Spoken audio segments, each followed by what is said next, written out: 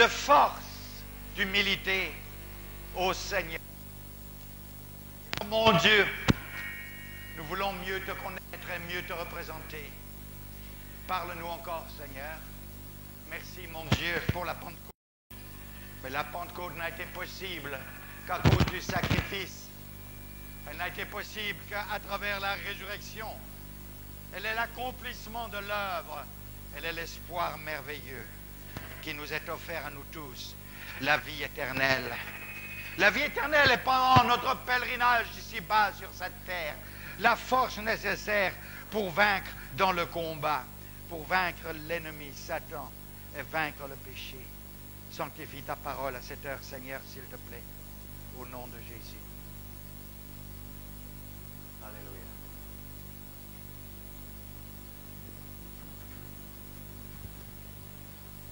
J'aimerais lire avec vous un simple verset qui se trouve dans les Actes des Apôtres, au chapitre 28. Actes des Apôtres, chapitre 28, verset 3. Simplement le verset 3. Paul ramassa un tas de broussailles pour les mettre dans le feu, mais une vipère en sortit par l'effet de la chaleur et s'attacha à sa main. Les vipères n'aiment pas le feu.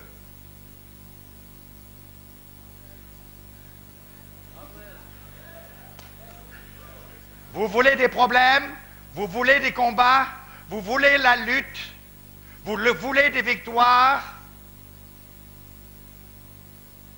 L'ennemi sera dérangé.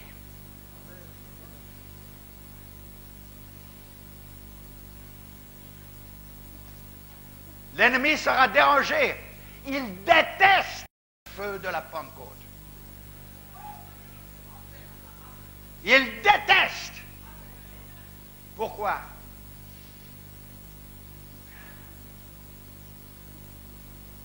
Eh bien parce que il n'aime pas ce qui purifie, ce qui sanctifie. Il y a deux genres de feu. Il y a le feu du jugement et il y a le feu qui purifie. Jean-Baptiste disait, moi je vous baptise d'eau, mais celui qui vient après moi vous baptisera du Saint-Esprit et de feu. Lorsque Jésus a été baptisé de l'Esprit, une colombe est descendue sur lui. Pas besoin de feu pour lui. Pas besoin de feu pour lui. Le symbole du Saint-Esprit, cette colombe, de l'Esprit de Dieu, la douceur. Il y a des gens qui pensent que quand on parle Pentecôte, quand on parle de feu de l'Esprit, c'est du bruit, c'est les tambours, c'est des cris, c'est rouler par terre. Regardez Jésus, une colombe, la douceur. Le feu ne se fabrique pas, à moins que nous voulons un feu étranger. Souvenez-vous de Nadab et Abihu, fils d'Aaron. Ils ont mis du feu étranger dans leurs encensoirs. Le feu devait venir de l'autel. Tout feu qui vient d'ailleurs, c'est un feu sauvage. Un feu qui détruit. Un feu désordonné. On aime bien avoir sa lampe sur la table, remplie de pétrole et allumer la mèche. Quand le feu est contrôlé, il est utile. Il est utile et il nous éclaire. Mais un feu sauvage, c'est la lampe qui prend feu tout entière. Et si vous la laissez faire, toute la maison va brûler. Qu'est-ce qu'il faut faire alors? Jetez-la là par la fenêtre. Nous avons beaucoup de feux sauvages aujourd'hui, incontrôlés. Le contrôle, d'où vient-il? De Dieu. De Dieu. Et ce contrôle, il est exercé par la parole de Dieu. Nous avons aujourd'hui des gens qui prophétisent n'importe comment. Ils ne comprennent même pas ce que c'est que la prophétie du Nouveau Testament. Ils parlent en langue n'importe comment. Moi, j'ai entendu des féticheurs qui parlent en langue. Des hommes de Satan qui parlent en langue. C'est vrai? Un feu étranger. Nous ne voulons pas de feu étranger. Mais nous voulons ce feu qui vient d'en haut. Ce feu qui a commencé à brûler au jour de la Pentecôte. Ô Seigneur. Il y a Pentecôte et il y a Pentecôte, sachez-le bien. Il y a pentecôtisme et il y a pentecôtisme. Si nous voulons la vraie Pentecôte, nous devons revenir à la Bible, à la parole de Dieu, à l'expérience du départ. Nous ne voulons pas un feu sauvage, désordonné. Quand je pense à ces spectacles qui nous sont donnés certaines fois à la télévision, j'ai mal au cœur. Je ne vois pas la gloire de Dieu dans cela. Je sais très bien que quand le feu commence à se manifester quelque part, il y a Satan qui réagit, et tous ceux qui ont un serpent en eux-mêmes vont manifester ce serpent. Mais ce n'est pas un spectacle qu'on doit donner comme pâture aux gens du dehors qui n'y comprennent rien. Vous m'entendez? Ça est arrivé de voir ces gens, lorsque la parole de Dieu est annoncée, dans des réunions, ici et là, qui se roulent par terre, qui crient, qui écument, et tout ça, et tout ça. Chassez les démons, chassez les démons. Mais ce n'est pas un spectacle, vous m'entendez? Ce n'est pas un spectacle. Tout ce qui vient de Dieu est ordonné. Tout ce qui vient de Dieu est merveilleux. Tout ce qui vient de Dieu est discipliné. Tout ce qui vient de Dieu est en accord avec le Saint Livre. Moi, je suis d'accord pour tout ce que je vois dans le Saint Livre, pour toutes les expériences qu'ont fait les apôtres, pour toutes les choses merveilleuses et la gloire de Dieu qui s'est manifestée au milieu des apôtres et dans son Église des premiers temps. Oui, je m'y soumets et je veux tout cela, mais je ne veux pas plus que cela. Car plus que cela est désordonné. Tout ce que nous pouvons avoir se trouve dans le livre. Et tout ce qui est hors du livre n'est pas de Dieu. Et c'est là où nous devons faire attention. Nous voulons ce qui vient d'en haut. Nous voulons ce qui est inspiré par le Saint-Esprit. L'apôtre Paul, nous le connaissons, c'était un grand missionnaire. Un grand missionnaire qui a parcouru toute l'Asie et qui a prêché jusqu'en Europe pour y apporter le feu de l'évangile de la Pentecôte. Il a reçu l'esprit de la Pentecôte après son expérience sur la route de Damas, lorsqu'il allait pour arrêter tous ceux qui croyaient et qui servaient et qui suivaient la voie, comme on l'appelait à cette époque-là. Jeté à bas de son cheval, malgré ses lettres lui donnant autorité d'arrêter tous ceux qui suivaient la voie dans les synagogues de Damas. Dieu l'a jeté à bas de son cheval, à bas de son orgueil, à bas il est devenu aveugle, et il est rentré aveugle dans la ville de Damas. Quelle humiliation! C'est comme ça que Dieu travaille. D'abord le brisement.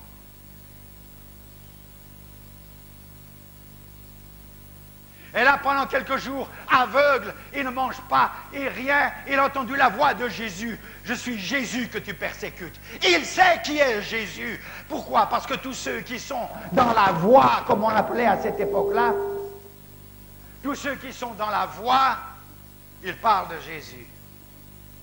Êtes-vous dans la voie? Un bouleversement dans sa conscience. Lui, le super scrupuleux, quant à la loi, quant aux commandements, quant aux traditions. Lui, le zélé fanatique. Jésus lui apprend que le fanatisme, ce n'est pas de Dieu. Le fanatisme n'a jamais été de Dieu. Et ceci a toujours été de Satan. C'est un déséquilibre. Dieu a envoyé Ananias pour qu'il prie pour lui, Mais seulement comment, Seigneur? Tu me demandes de prier pour lui. N'est-il pas un homme qui veut persécuter ton Église et qui vient avec les pleins pouvoirs pour mettre en prison tous ceux qui suivent la voie? Va, car je l'ai choisi. Oh, la grâce de Dieu. La grâce de Dieu, il y a espoir pour le plus mauvais, pour le plus vil, pour le plus hypocrite, pour le plus fanatique. Il y a la grâce. Et c'est ça le message de la Pentecôte. Vous m'entendez? Le message de Pentecôte ne repousse personne, d'aucune race, d'aucune tribu, d'aucune ethnie, car le salut est offert pour tous. Ananias prie pour lui et il reçoit le Saint-Esprit. Le Seigneur m'a envoyé pour que je prie pour toi et que tu sois guéri et que tu reçoives le Saint-Esprit, la Pentecôte dans le cœur de Paul le persécuteur. La transformation. Partout où il passe, il y a des chocs. Il prêche d'abord l'évangile à son propre peuple dans les synagogues des villes et des pays qu'il visite à gauche et à droite, envoyés par le Saint-Esprit. Mais voilà, les Juifs de la tradition ne l'acceptent pas. Pourquoi? Ils n'acceptent pas le message de Jésus. Et ils n'acceptent pas que les païens soient aussi héritiers de la promesse. Ils pensaient que la promesse d'Abraham était que pour le peuple choisi. Or, le peuple choisi, c'est au-delà d'Israël. Ce sont tous ceux qui ont cru en celui qui a payé la rançon de nos péchés. Il a ouvert la porte aux nations. Il y a espoir pour les nations, pour les non-juifs. Mais les juifs de tradition, ancrés dans leur tradition, ne peuvent accepter cela. Ils sont terriblement tribalistes, racistes. Qu'est-ce que vous voulez que je vous dise? Je ne sais pas comment le dire. Mais le cœur de l'homme, lorsque Jésus n'y est pas, c'est un cœur intolérant et méchant. Et à cause de cela, il est persécuté. La haine est grande contre lui de la part des religieux. Partout où il porte l'évangile, les Juifs se dressent contre lui. Il y a des divisions, des complots de tout genre. Jésus n'avait-il pas dit lui-même de sa propre bouche, « Je suis venu jeter un feu sur la terre, et qu'ai-je à désirer s'il est déjà allumé? Car ce feu a été allumé au jour de la Pentecôte. » Ce feu a brûlé, il brûle, plût à Dieu qu'il brûle encore aujourd'hui, et encore plus au milieu de nous qui nous réclamons de ces vérités fondamentales de la Pentecôte. Je suis venu jeter un feu sur la terre, et qu'ai-je à désirer s'il est déjà allumé? Je ne désire pas plus que cela, voulait dire Jésus.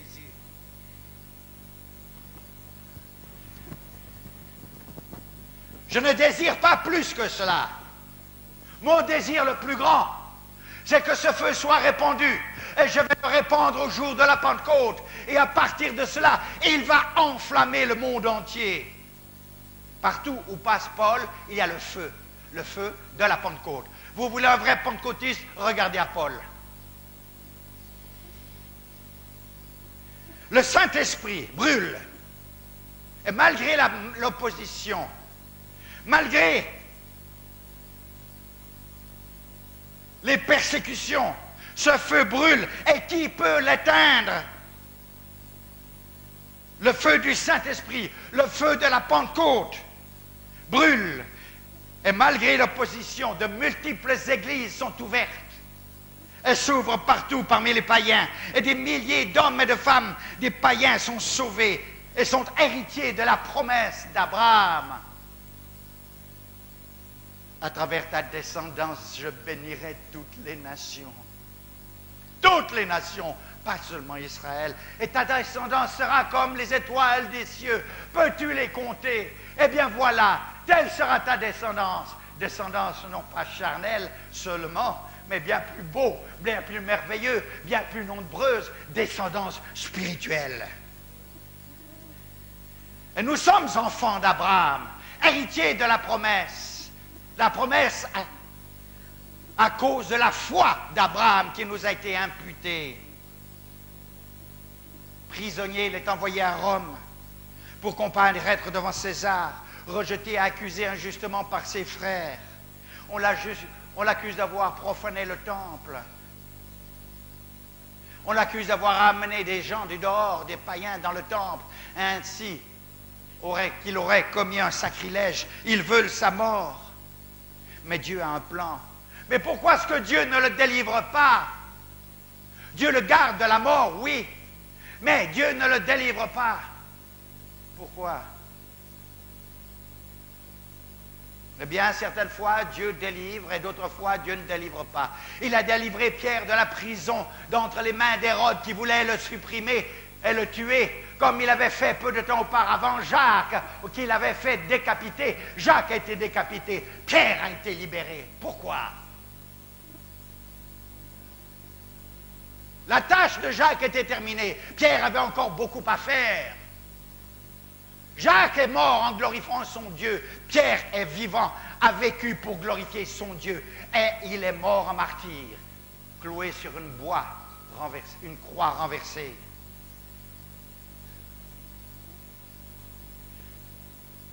Dieu ne délivre pas toujours, mais Dieu soutient toujours. Et c'est ça que nous devons savoir. Non tout seul, jamais tout seul. Jésus, mon sauveur, me garde. Il soutient toujours.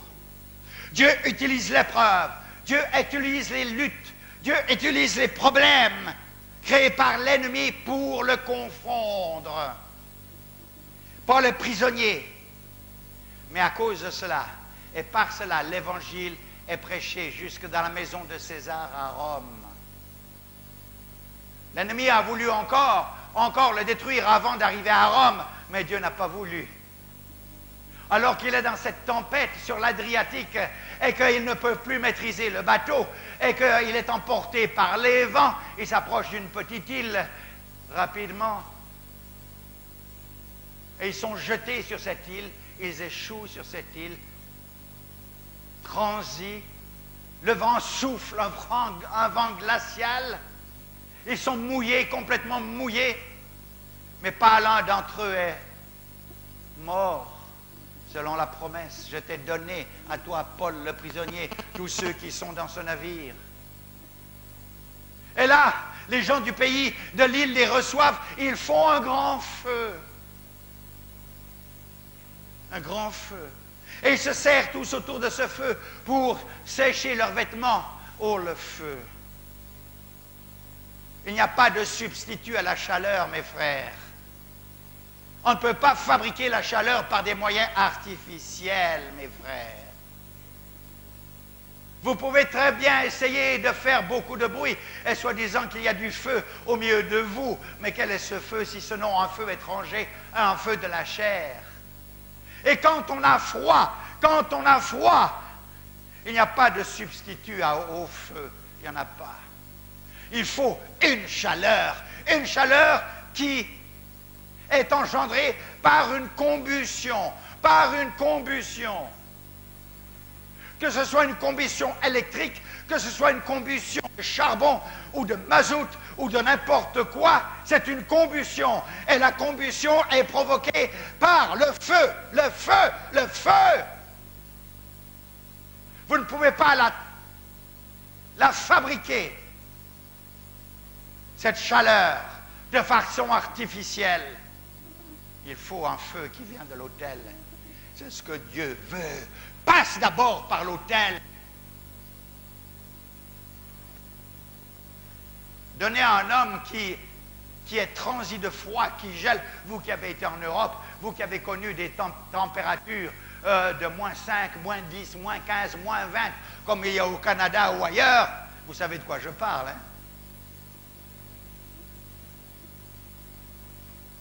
À ce moment-là, quelqu'un qui est transi de froid, qui est là, en train de trembler, et qui a la bouche, il ne peut pas la tenir. Il grelotte, le froid lui pénètre partout. Vous pouvez lui proposer la meilleure littérature à lire, mais ça ne va pas l'intéresser. Vous pouvez lui proposer une grosse somme d'argent, mais ce n'est pas ça dont il a besoin maintenant. Vous pouvez essayer de l'intéresser à une belle œuvre d'art, mais il est incapable de l'apprécier. Il a froid. Il a besoin de chaleur. Vous pouvez lui présenter le meilleur des repas. C'est une bonne chose, bien sûr. Bien sûr, ça lui donnera des calories. Mais en attendant, il ne peut même pas tenir sa fourchette. Il ne peut même pas maîtriser tant qu'il a froid. Et ce froid le pénètre dans chacune de ses jointures. Et si ça continue, il va mourir. Si vous tombez dans la mer du Nord, ou dans l'océan Atlantique Nord, quelques minutes dans l'eau, vous êtes mort. Ça ne dure pas. Vous êtes mort. Le froid égale mort. Rien de tout cela ne peut l'intéresser. Ce qu'il veut, c'est du feu. Il a besoin de chaleur. Il a besoin de vivre. Rien ne remplace cette chaleur dont il a besoin. Elle est indispensable à l'existence de la vie. Pourquoi il y a tant d'églises aujourd'hui qui sont mortes et encore mortes? Parce que ils n'ont pas de chaleur. Et la seule chaleur nécessaire à la vie de l'esprit, c'est la chaleur du feu de la Pentecôte. Et cette chaleur du feu de la Pentecôte, elle ne se fabrique pas. Il y a des gens qui pensent qu'ils peuvent essayer de la fabriquer. On va chanter, on crie Alléluia, on hurle Alléluia pendant des heures, on dit aux gens plus fort, je ne vous entends pas, mais tout ça c'est Pamba.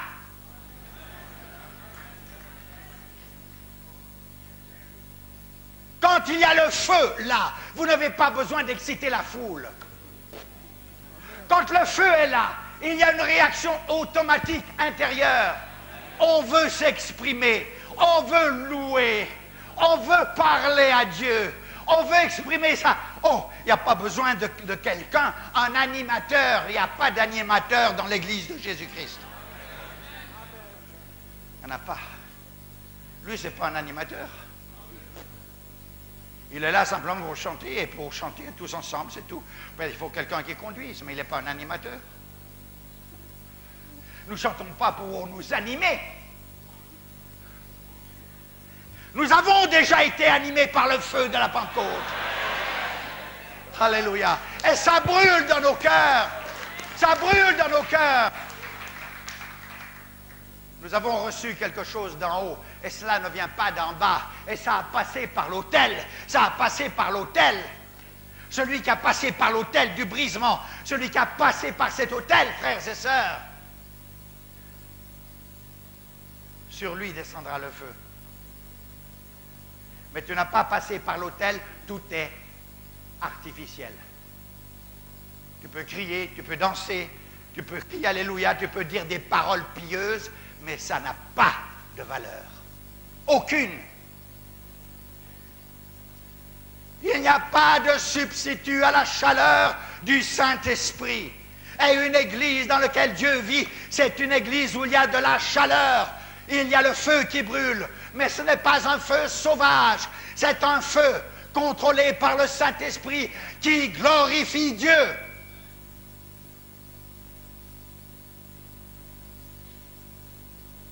Rien ne peut remplacer cette chaleur, elle vient d'en haut. Nous avons besoin de cette chaleur de la Pentecôte pour nous garder en vie, pour nous garder actifs et efficaces. Le feu de l'Esprit est nécessaire à notre vie spirituelle. Jean-Baptiste disait, « Moi, je vous baptise d'eau, mais celui qui vient après moi est plus puissant que moi. Lui, vous baptisera du Saint-Esprit. » C'est tout? Non. Et de feu. Pourquoi? Le Saint-Esprit est le feu qui sort de l'autel. Sans l'Esprit, il n'y a que froideur. Froideur glacée de la mort. C'est ainsi qu'il y a des églises froides. Il y a des cœurs froids. Il y a des religions froides. Tout ce qu'il y a, ce sont des rites. Des rites. Liturgie, rites, prière récitée, et quoi encore? Froid! Froid! Il n'y a rien qui sort du cœur. Il n'y a rien qui n'a pas été mâché avant, préparé avant, écrit avant. On lit les prières, on lit les sermons, on lit les paroles, on lit tout et on suit le rite. Et même on marche selon un rite.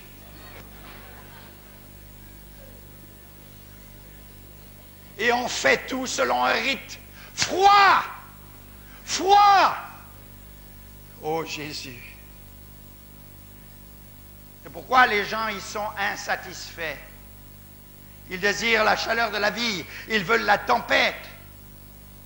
Non, ils ne veulent pas la tempête. Ils veulent ce feu contrôlé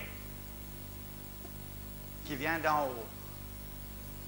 Mais la tempête de la vie nous a jetés, nous, hommes de cette planète, la tempête de la vie. Regardez ces vagues d'hommes et de femmes comme un océan qui va et qui vient dans ces rues de Paris, dans ces rues de Marseille. Vous avez vu les médias, hein? On veut son droit. Nous sommes une démocratie. Chacun a le droit de s'exprimer. On ne nous a pas consultés. Et blablabla. Et blablabla. Et on raconte n'importe quoi. On raconte même des choses qui ne sont pas. Et les foules se lèvent comme des vagues. Comme des vagues. Les tempêtes, les tempêtes, les tempêtes. Lisez dans l'Apocalypse. Lisez dans l'Apocalypse. Les hommes ne sont jamais satisfaits. Jamais. Ils sont des gros gâtés. Quand je vois à la télé ce qui se passe, eh bien, j'ai envie de leur dire, venez au Congo. Vivez comme on vit au Congo. On va voir maintenant. Des gros gâtés. L'égoïsme.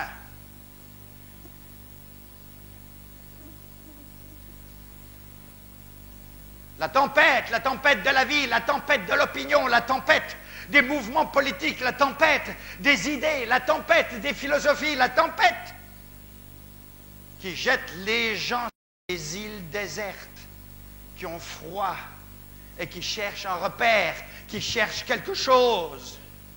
Naufragés, abattus, transis. Il vous faut la chaleur pour vivre. Venez à Jésus. Quelque gouvernement que ce soit, Raffarin ou n'importe lequel, ne peut pas vous donner ce que vous cherchez.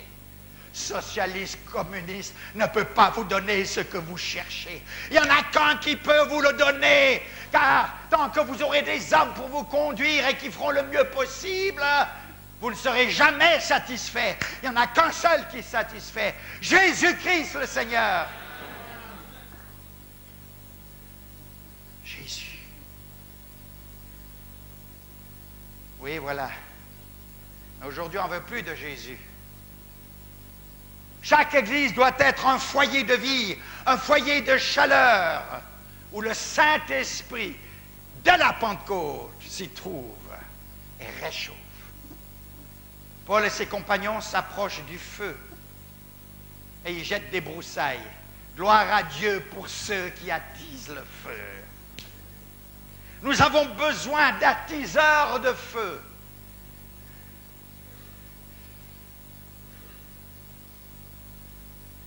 Attiseurs de feu par la conduite. Attiseurs de feu par le message. Attiseurs de feu par le témoignage. Attiseurs de feu par le rayonnement du feu qui brûle en nous.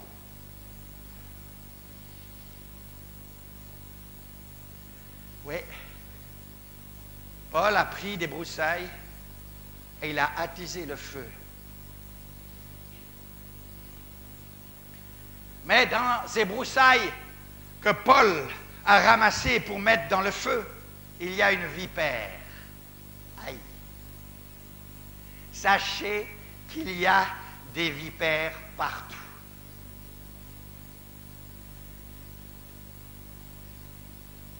Il fait froid. Il fait froid.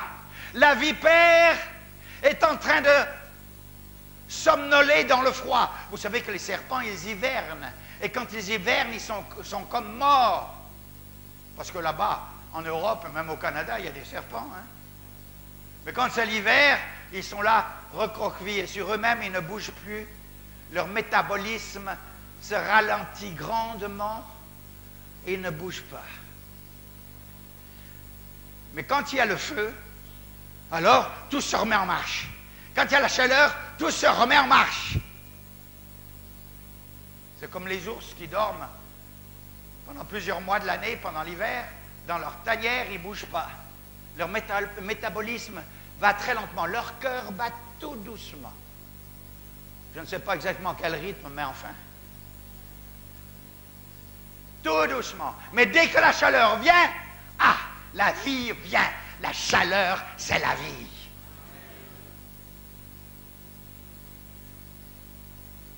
Et alors, dans ces broussailles, il y avait une vipère qui dormait. Mais Paul avait tout ce tas de broussailles là, il a porté ça tout près du feu, et il prend poignée et il jette dans le feu. Et puis la chaleur est là, et la vipère sent la chaleur. Croyez-moi que la chaleur va faire réagir la vipère. Si vous êtes engagé à ranimer le feu de l'esprit, le feu de la foi, dans les miracles, dans la sainteté de Dieu, par la puissance de Dieu, le feu de la vérité, de la sainteté, de la droiture, de la justice, de l'image de Christ en nous, alors la vipère se manifestera. Pourquoi? Parce que la vipère était toujours là, mais elle dormait. Il y a des églises tellement froides que les vipères sont là et elles dorment. On pense que toute l'église est bon et que tout va bien. On chante, on prie, on va à travers le processus, on peut même parler en langue. Mais la vipère est là parce que c'est froid, elle ne bouge pas.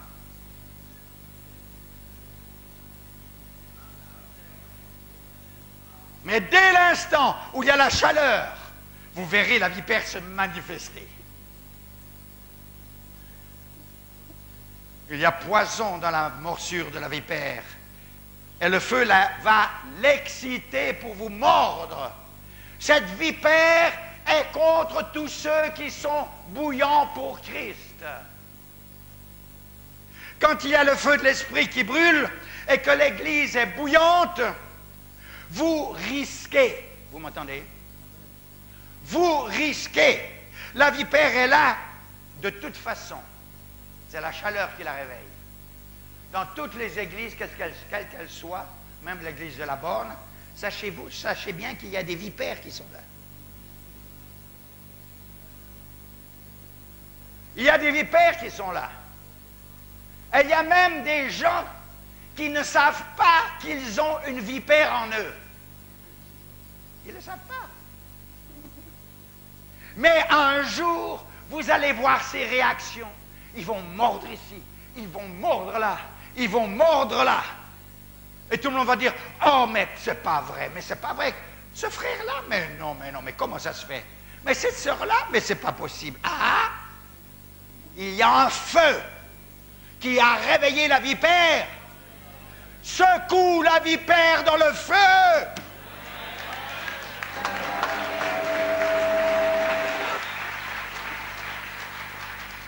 Pourquoi? Parce que de toute façon, la vipère est là, c'est tout. Voilà pourquoi. Moi, je ne sais pas où est la vipère. Je ne sais pas. Mais vous allez entendre ces langues de vipères qui vont commencer à parler. Ah, vous savez, le pasteur, oui, mais enfin, oui, d'accord, il est pas mal. Mais, voilà le poison. Ah, vous savez, les anciens, ah, vous savez, tel frère, telle sœur, oui, il semble être zélé, mais le poison. Les langues de vipère, ça détruit bien souvent dans l'Église.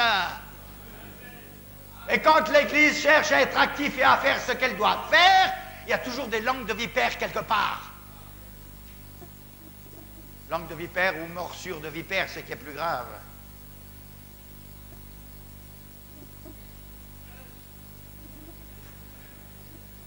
Faites attention, mes frères. Faites attention.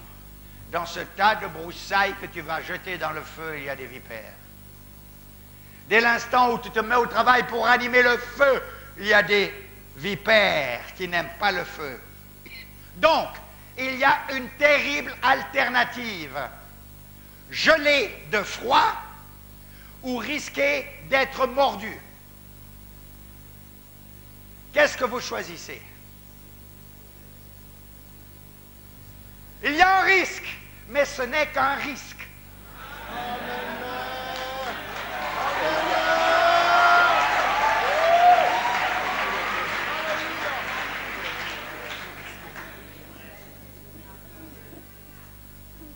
N'ayez pas peur du risque.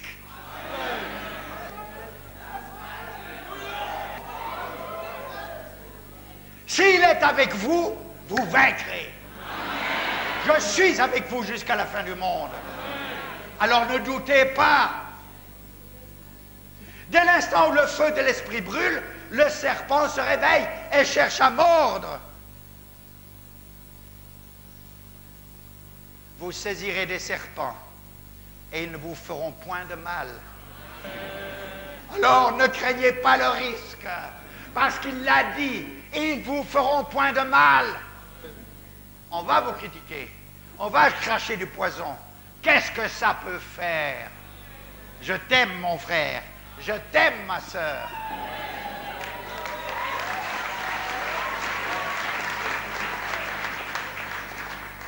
Oh, quand le feu brûle dans nos âmes, ceux qui sont autour de nous s'en aperçoivent et savent que quelque chose s'est passé quelque part en nous. Comme il a changé depuis qu'il est baptisé du Saint-Esprit. Comme il a changé dans sa pensée, dans son raisonnement, dans son courage. Regardez Pierre, qu'est-ce qu'il a changé? Le lâcheur, le sûr de lui, mais l'incapable de remplir ses obligations. Regardez-les, c'est lui, Pierre, que Jésus a choisi pour prêcher le message à la Pentecôte, à cette grande foule qui s'était rassemblée. C'est lui, Pierre, que le Seigneur a choisi pour ouvrir la porte aux païens dans la maison de Corneille. Oui, il a changé. Pierre, il avait renié son maître. Il n'avait pas eu de courage devant les gens du dehors pour défendre son maître, ou du moins pour reconnaître qu'il était avec lui et qu'il lui appartenait. Il a été un lâche, un terrible lâche. Mais après la Pentecôte, le Seigneur dit, je veux que ce soit toi qui porte le premier ce message à Israël. Je veux que ce soit toi qui porte le premier ce message aux païens. Je te donne les clés du royaume. Tu vas ouvrir le royaume des cieux au peuple d'Israël. Tu vas ouvrir ce royaume aux païens. Toi, car voici, mon esprit est en toi. Un feu. Avant, tu étais froid.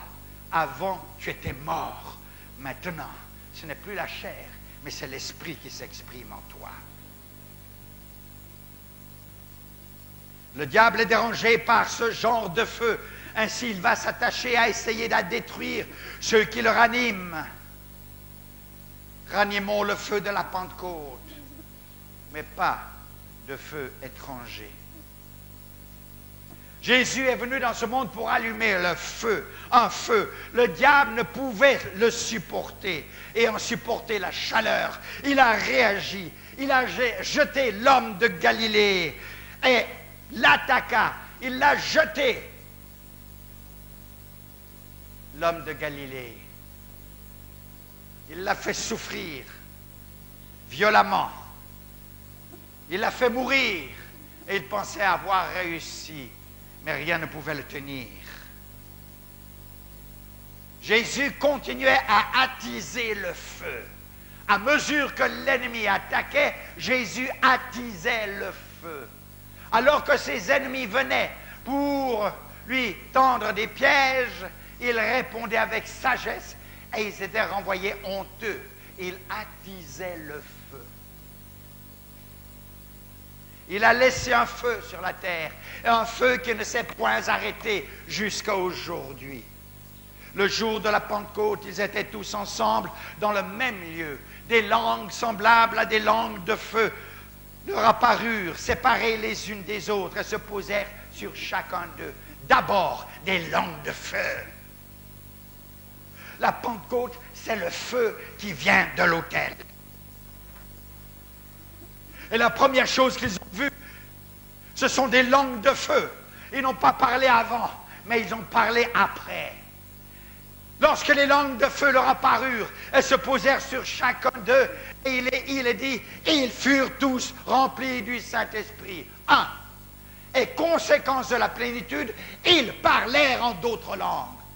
Nous ne cherchons pas à parler en d'autres langues, nous cherchons à être remplis de l'Esprit. Et parce que nous sommes remplis de l'Esprit, nous parlons en d'autres langues. Nous n'avons pas de professeur de langue. Amen. Ce sont des langues inspirées par le Saint-Esprit lorsqu'on est rempli de l'Esprit et que la flamme de feu brûle en nous.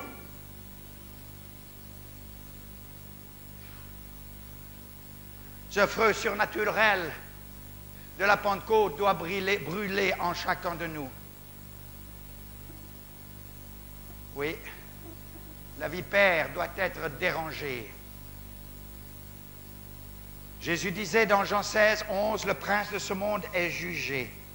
Jean 12, 31, maintenant le prince de ce monde sera jeté dehors.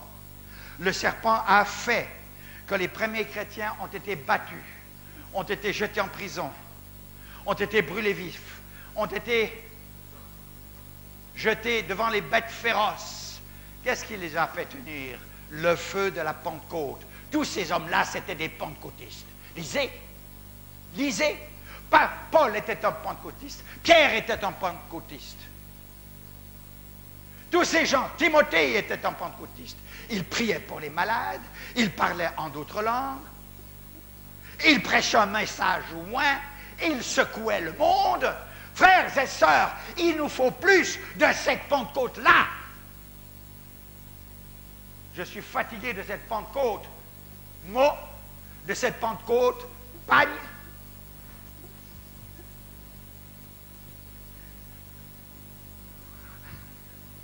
Je veux plus que ça. De cette Pentecôte, dénomination, je veux plus que ça. Je veux cette expérience qui va changer le monde, cette expérience qui va changer Kinshasa, cette expérience qui va changer notre société, cette expérience qui fera que tout ce qui se passe est inspiré par l'esprit et non pas par la chair.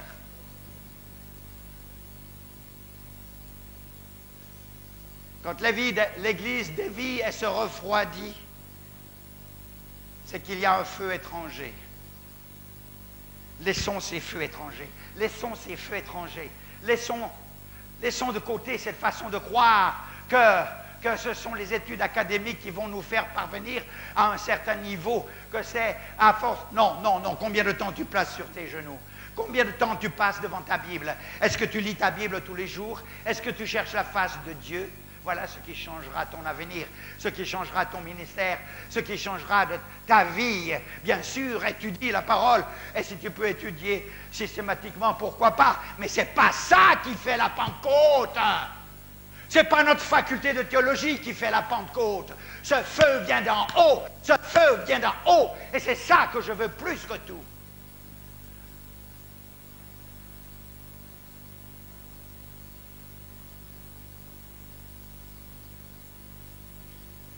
1 Pierre 4, 12. Mes bien-aimés, ne trouvez pas étrange d'être dans la fournaise de l'épreuve. Réjouissez-vous au contraire de la part que vous avez avec les souffrances de Christ. Oui, la vipère va vous mettre en prison. La vipère va vous accuser injustement. La vipère va jeter un mauvais sort d'une façon ou d'une autre et vous faire croire qu'elle a dominé la situation. La vipère va vous mentir et jeter son poison et essayer de vous déséquilibrer. Mais Jésus a dit, je suis avec vous jusqu'à la fin du monde. Et s'il veut que j'aille en prison, j'irai en prison avec Jésus. S'il veut que j'aille à la mort, j'irai à la mort avec Jésus. S'il veut que je sois accusé injustement, je serai accusé injustement avec Jésus. Et je considérerai comme un honneur d'être persécuté à cause de Christ. Ceci est la preuve qu'il y a un vrai feu qui brûle en moi et qu'il y a un vrai feu qui brûle dans mon Église. Parce que la vipère est dérangée. Église, ranime le feu que tu as reçu d'en haut. Attise ce feu. Il faut que le feu de l'Esprit brûle au milieu de nous, mais préparons-nous à faire face aux vipères qui se manifesteront. Ne les craignez pas, faisons comme Paul, secouons-les dans le feu et elles seront consumées. Voici, je vous ai donné le pouvoir de marcher sur les serpents et les scorpions et sur toute la puissance de l'ennemi. Et rien ne pourra vous nuire. Souviens-toi, froid ou chaud, la vipère est là. Souviens-toi de ça. Mais Job nous dit, au chapitre 25, au verset 13, sa main transperce le serpent fuyard. Alléluia. Sa main transperce le serpent fuyard. Et Ésaïe 27, 1 nous dit, en ce jour, l'Éternel frappera de sa dure, grande et forte épée le Léviathan, serpent fuyard, le Léviathan, serpent tortué, et il tuera le monstre qui est dans la mer des peuples, le monstre qui est dans la mer. Pour nous, prêchons le plein conseil de Dieu en appliquant le véritable christianisme et sa discipline. Et brûlons pour Jésus. Baissons la tête. Seigneur mon Dieu. Seigneur mon Dieu. Seigneur mon Dieu. Nos cœurs sont saisis au-dedans de nous, Seigneur, à cette heure. Nos cœurs sont saisis, Seigneur, et nous réalisons, Seigneur, combien nous avons besoin de toi. Ne nous laisse pas, ne nous laisse pas. Nous ne voulons pas un feu étranger. Nous ne voulons pas quelque chose de fabriqué par les hommes. Nous ne voulons pas quelque chose qui est inspiré par la chair et qui est manifesté par toutes sortes de choses de la chair ou par la puissance de l'ennemi.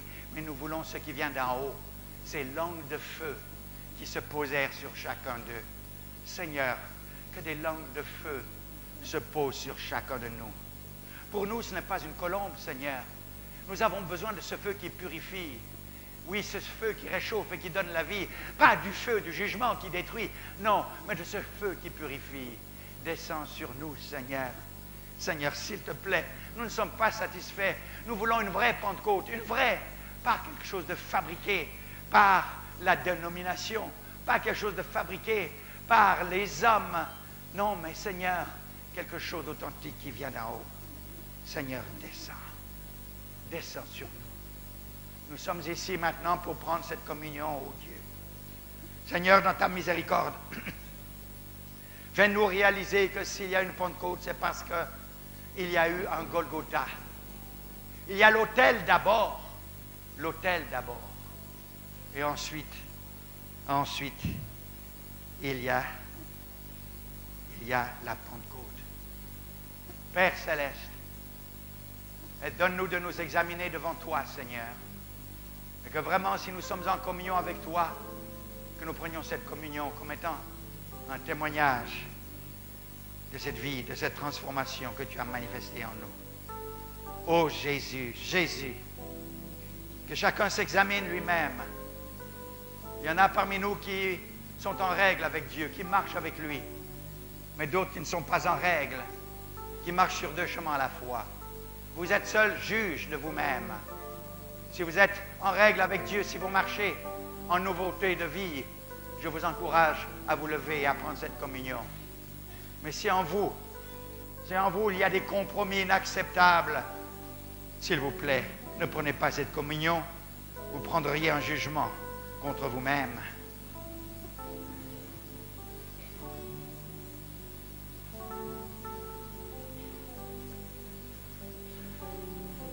Dans la nuit où il fut